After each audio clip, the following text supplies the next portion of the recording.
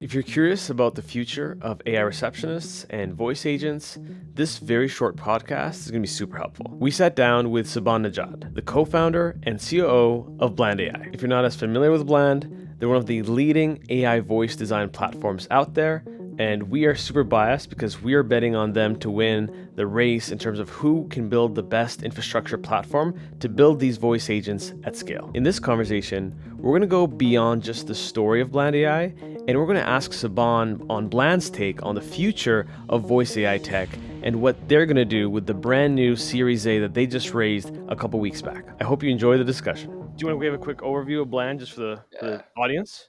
For sure. I guess intro to Bland. Bland is an AI phone calling platform. So we help big businesses and people in general build their own AI phone agents to automate their existing phone calls. There's kind of three main things we focus on. One is really incredibly reliable and stable voice AI infrastructure. Then the guardrails and tooling to be able to get consistent behavior from your phone agent. And then finally giving you the observability tools to understand what's happening on your calls at scale. So those are kind of our three focuses, and that's what we see customers caring about most. Bland in general, more context, we are about a year and a half old now, which is exciting. About 14 people on the team now, scaling up pretty fast. And then to date, we've raised about $20 million total from people including the founder of Twilio, Jeff Lawson, Max Levchin, who started PayPal and Affirm, and a bunch of other awesome folks. Awesome. And part of that 20 we just raised, yeah? Yeah. So Series A just closed. Public announcement coming pretty soon around when this pod goes public. Nice. Congratulations, man. We're super happy. Just for context, everyone watching this, we've been working with Bland for a long time. Out of all the competitors, the voice providers, we love them the most. They have the best team. They're most reliable. And honestly, we think and we're betting that they're going to win this race. So super happy to be a part of this group. In terms of those competitors that I mentioned, Yeah, that will not be named, how would you differentiate Bland from the rest of the competition? it's a really good question. I think the entire space is early, so kind of like the gradations of difference just aren't as big as they probably will be in a year. But I think one of our core focuses is we very much want to be Apple instead of Microsoft. And the idea is like Apple focuses on like delivering like a really great end-to-end experience. So Mm-hmm. they decide what's important. In our case, what that really looks like is like, okay, we know that this entire voice AI stack is hard to do really well.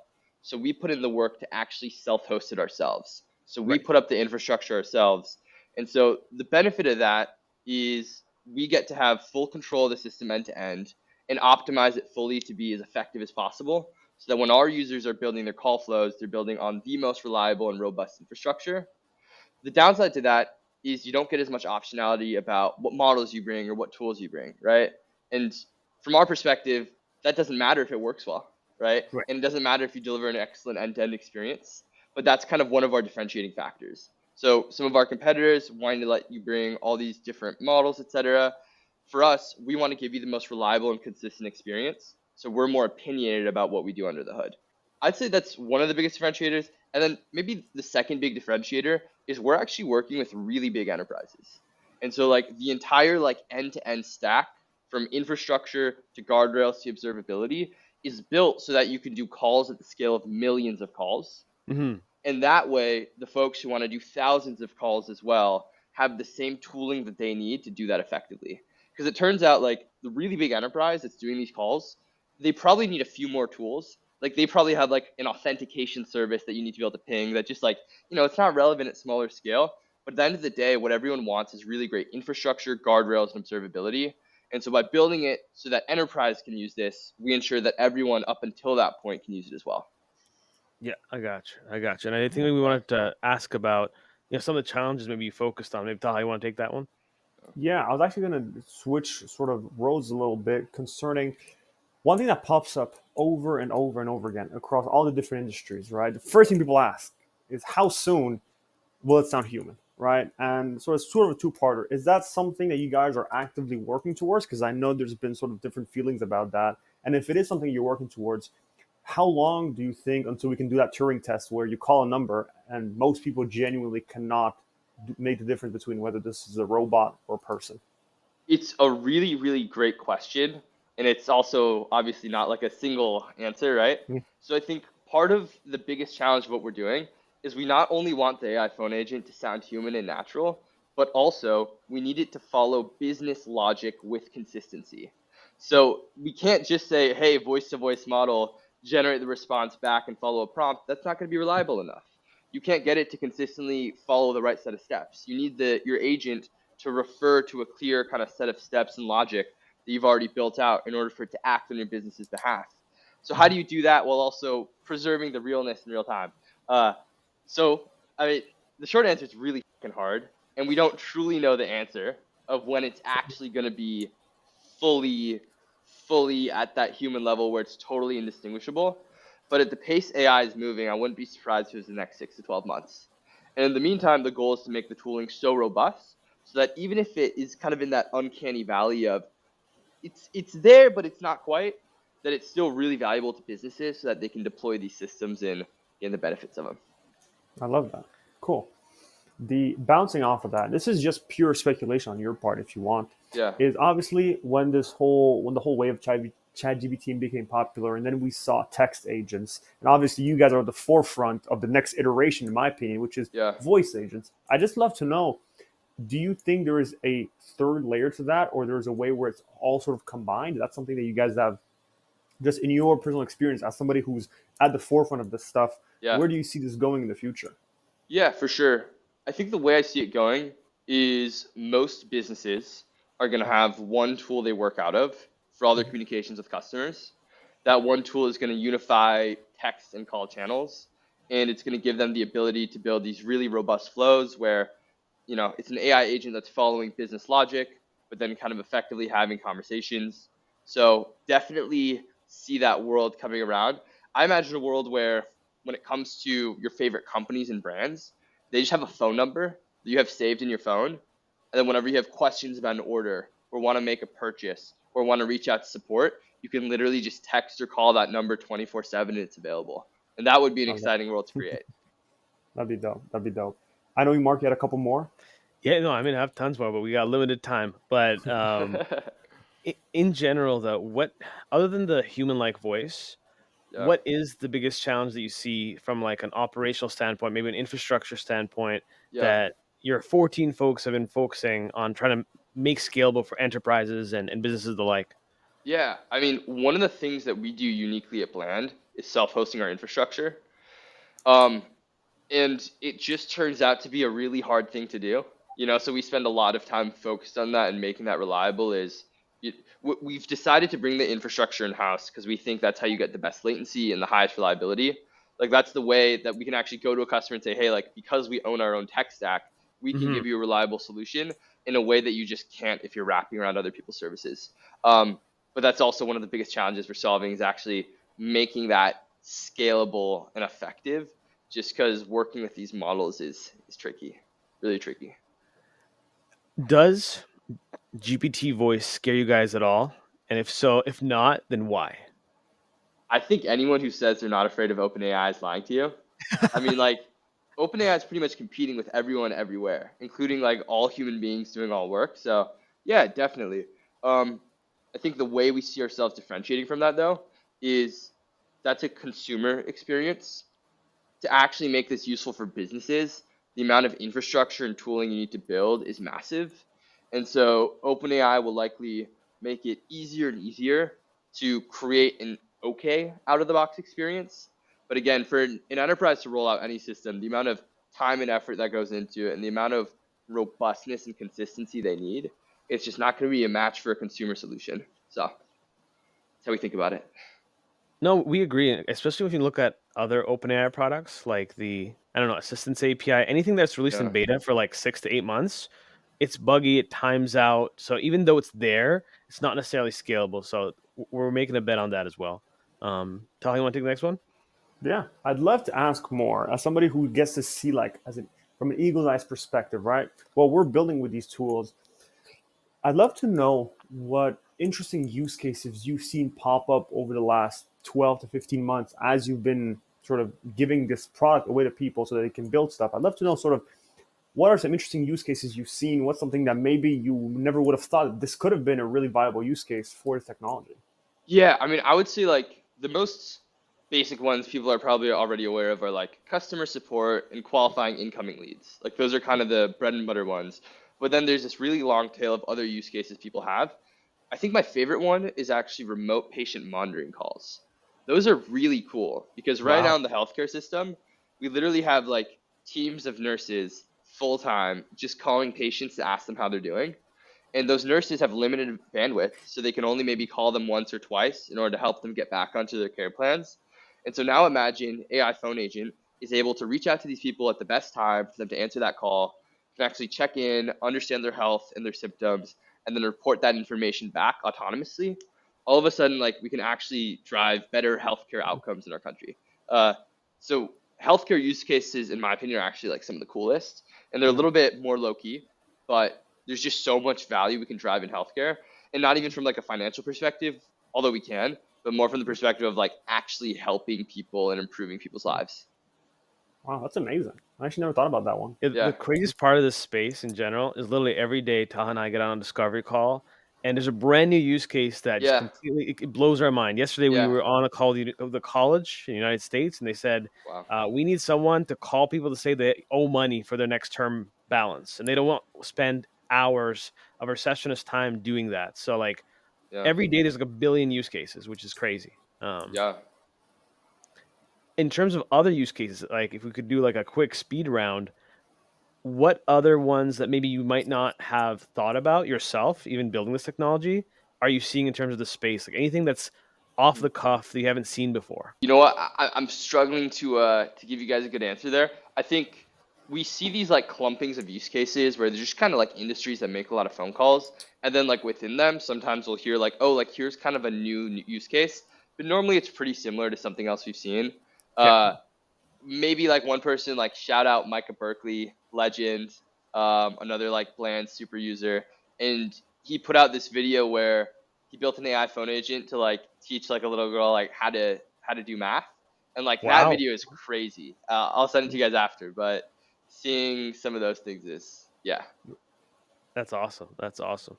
I had one more, but Ty, you want to go before me?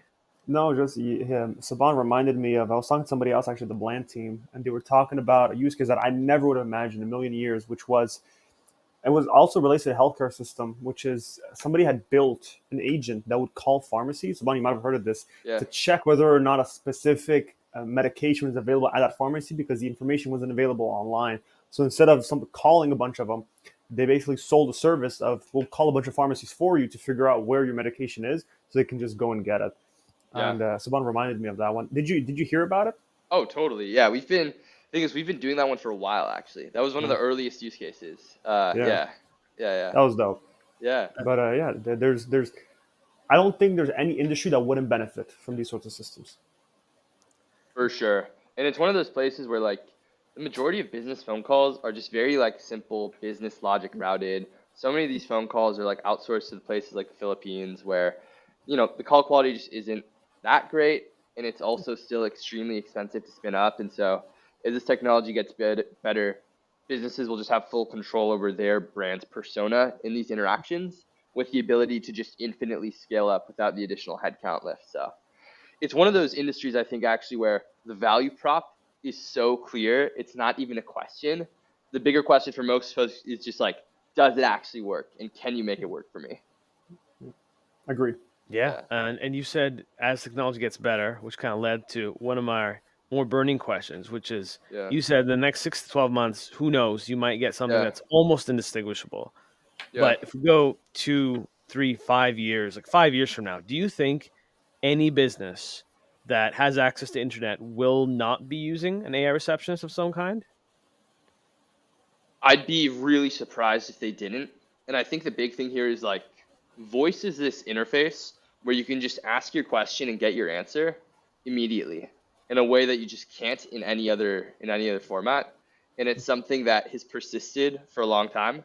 And I think one of the things that's interesting is a lot of people, especially in younger generations, have kind of grown up hating phone calls because they get Yeah. stuck in an IVR tree and they're like, get me off this. Yeah. And I think what we're going to see that's going to be exciting is with AI phone agents really popping up and becoming kind of a default mode of communication, that people will actually start appreciating phone calls now.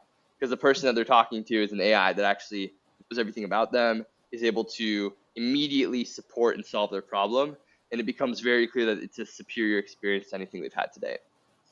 No, I think that's 100% because I always make a joke that I get my wife to reschedule my dentist appointments because I hate that awkward silence when they're mad at me for rescheduling. And like, I know the AI is going to do it. I won't feel judged as much. So I just feel Yeah. like we're going to make phone calls great again, basically. Yeah, that's right.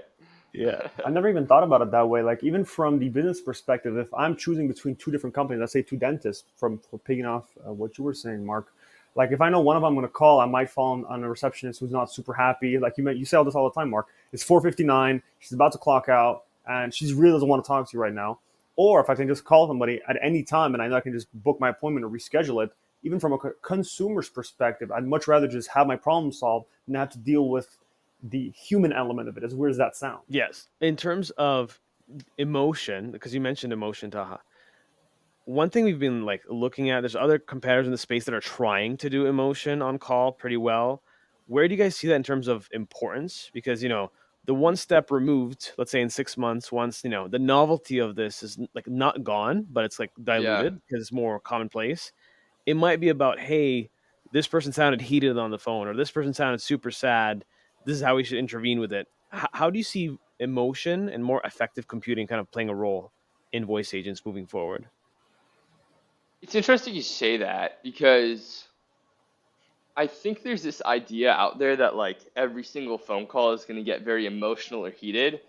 And the reality is the majority of phone calls are just like relatively like normal, like in this like what we've done this some of this emotions technology and like worked on some of these models ourselves, and it's something customers care about, but it's actually typically not the top of mind thing.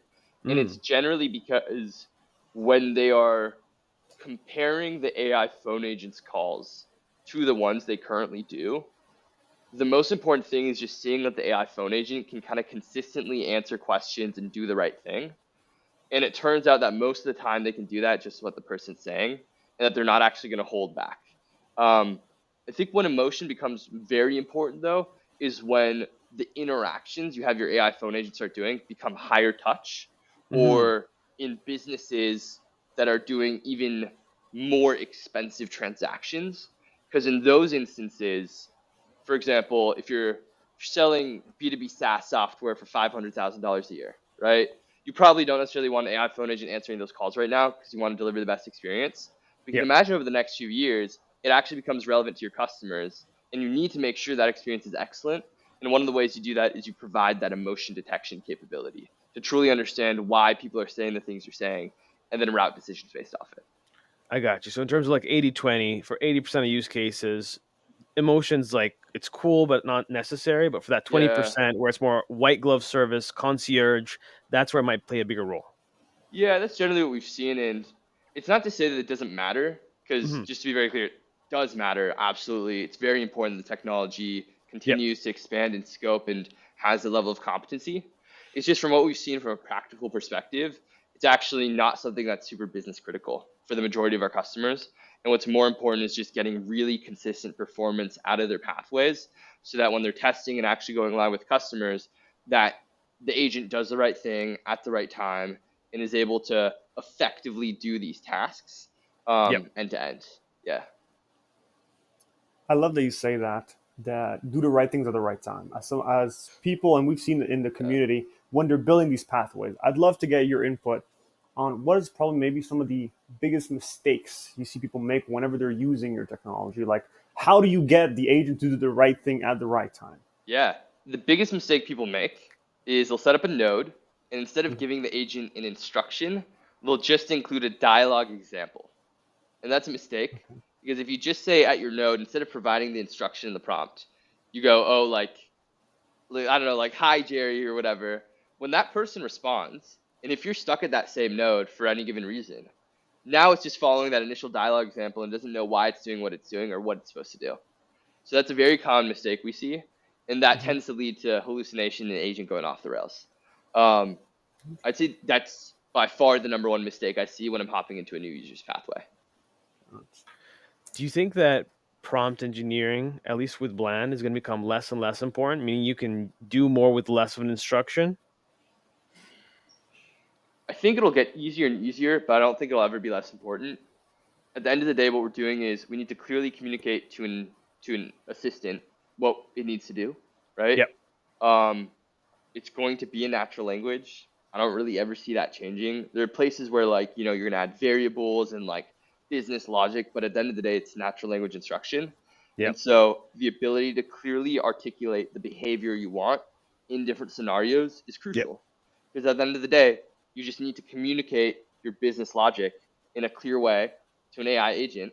And we'll get to a place where the AI agent actually follows instructions perfectly. It's getting very close. It's not quite there yet, but it's getting very close. And once it gets to that point, the only bottleneck is how good you are at communicating what you want, which is actually just all prompt engineering really is. Yeah, prompt engineering at a very low level is just, can you say what you want, very articulate, and say it with all the restrictions and conditions you have? Yeah, so we'll have some semblance of prompt engineering maybe forever, even if it goes thought to action or thought to speech. You're still gonna have to think it, right? So yeah, completely. Yeah. I have one more question for you, Sabhan. Is obviously, while this podcast is being filmed, you guys recently raised quite a lot of money. I think it was somewhere around $15 million. Yeah. And now I want to know, what does that mean for Bland users in the future? What updates can we expect? What major changes? Or what can we look forward to over the next coming months? Really good question. I think the three core principles of infrastructure, guardrails, and observability remain the same and probably will for the next year or two. Like those are really the three most important things. And so what you're going to see us do is go from that earlier stage company that was just sprinting to get features out as fast as possible to understand what users wanted, to a more mature company that actually just knows what their users want and need and is significantly more intentionally going through every single detail of the product to perfect that end-to-end experience. And so that's what I'm really excited about. Is earlier on, it was just a sprint to understand what did users even want. And now we have so much more clarity about that. And so now it's about going back and refining all these parts of the product so that's much more intuitive and consistent. And so that when a new user comes in wanting to leverage this technology, they have a clear kind of set of pathways within the product to achieve the outcomes they want to quickly. Pun intended. Yeah, exactly. I know, Savon, you got to hop off, but we wanted to thank you for the valuable time hopping on with our audience, just talking about it. And if you guys are looking for the best voice agent, we're gonna happily shill Bland as the best choice here. And hopefully, maybe in a couple months, we touch base again. Thanks so much, Savon. My own shout out for you guys as well. Taha, at least. I mean, I know you guys have been working together, but I've been in touch with Taha for maybe a year now, like for way too long, like since like we started this thing. So honestly, a massive shout out to you guys. You guys have been in this space for such a long time. Whenever Bland is in a position where we have like, you know, like more robust like agency partnership type things, like you guys would be one of the first people I call. So for anyone watching this video as well, like these guys are pros. Highly recommend them. Great people to work with. Yeah. From the founder himself. Can't ask for more. Thank you, Sobhan. We're good. Thank you so much, Savon.